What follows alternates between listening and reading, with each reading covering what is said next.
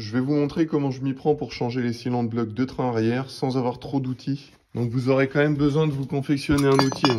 Moi dans mon cas j'ai des plaques, une tige filetée et ça en fait c'est un arrache-moyeu.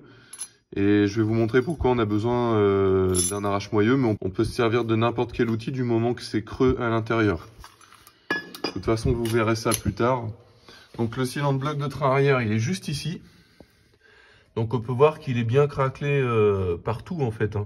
Il est même plus dans l'axe en fait. Donc ça claquait pas encore, mais je préfère les changer avant qu'il soit complètement pourri.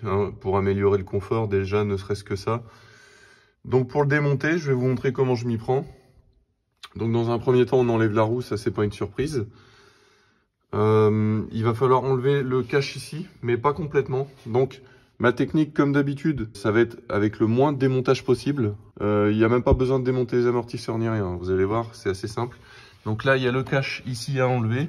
On a 3 vis. Des vis qui se trouvent ici.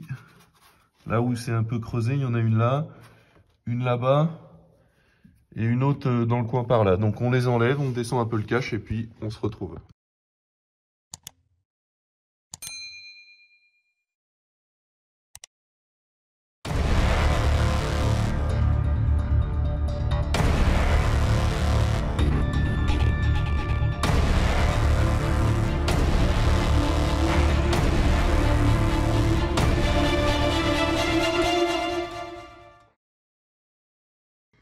Alors une fois qu'on a enlevé le cache partiellement, on y voit déjà beaucoup plus clair.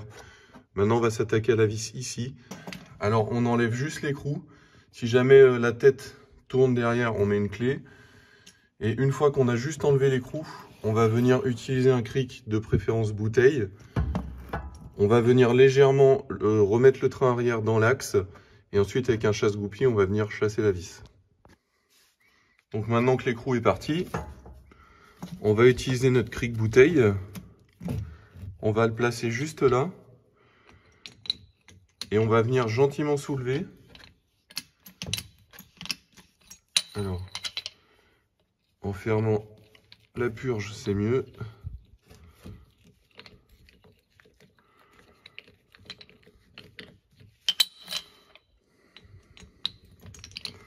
On va venir gentiment soulever le train arrière pour pouvoir débloquer la vis ici en fait. Donc on extrait la vis. Alors quand j'ai fait le côté gauche ça a été, sauf que le côté droit, eh ben, écoutez, la vis, en fait elle vient buter sur le réservoir, on peut pas la sortir. Donc écoutez, on va faire tant bien que mal enlever les 4 écrous là, 2 vis de 13 en haut et 2 vis de 17 en bas. C'est parti.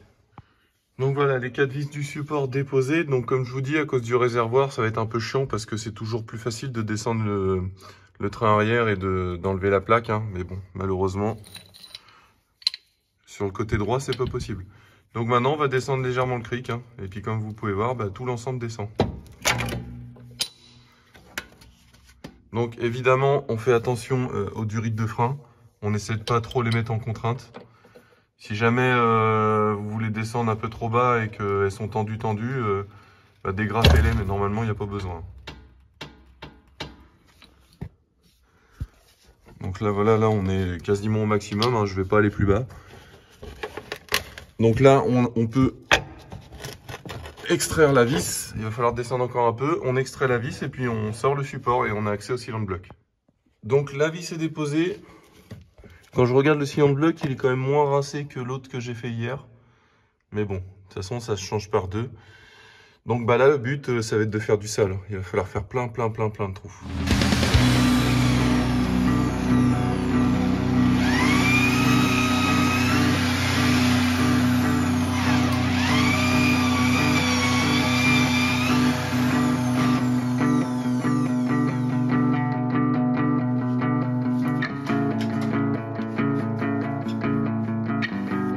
Donc maintenant qu'on a fait un max de trous dedans et qu'on l'a bien détendu, on va venir passer un tournevis entre le corps du cylindre bloc et puis le berceau. Et en fait on fait des entailles comme ça.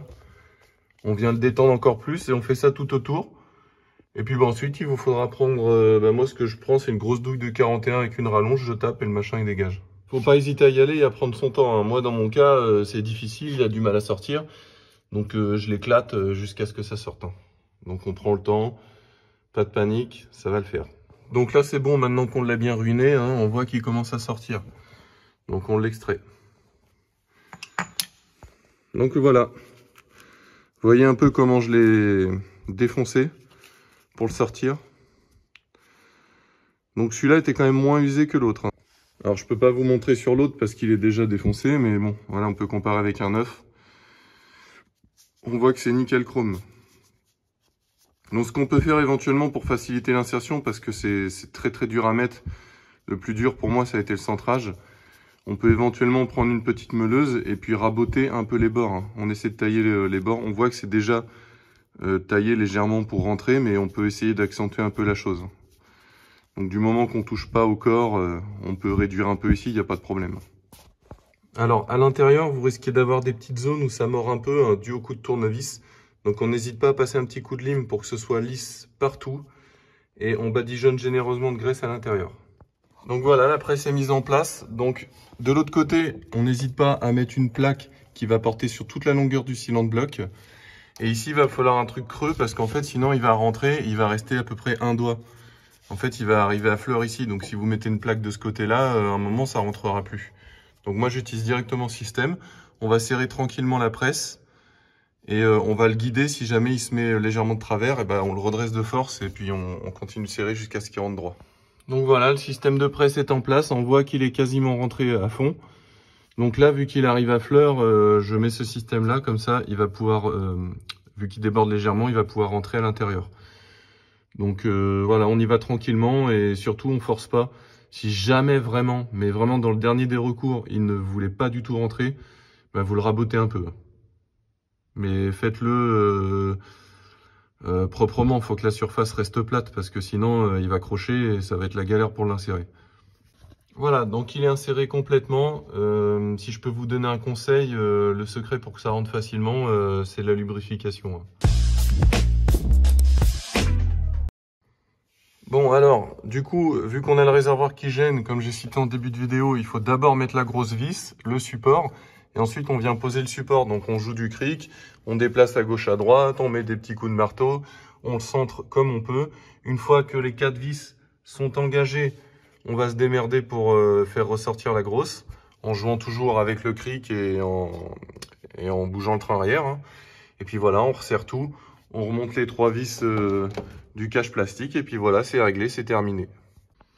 Voilà, donc c'est fini. On n'oublie pas de remettre les 3 vis là et de reclipser la durite de frein dans son clip si jamais c'est barré, comme dans mon cas. On fait un petit check-up tout autour pour voir qu'il n'y ait pas de soucis. Et puis c'est bon, on remonte la roue et c'est parti, on peut aller voir grand-mère.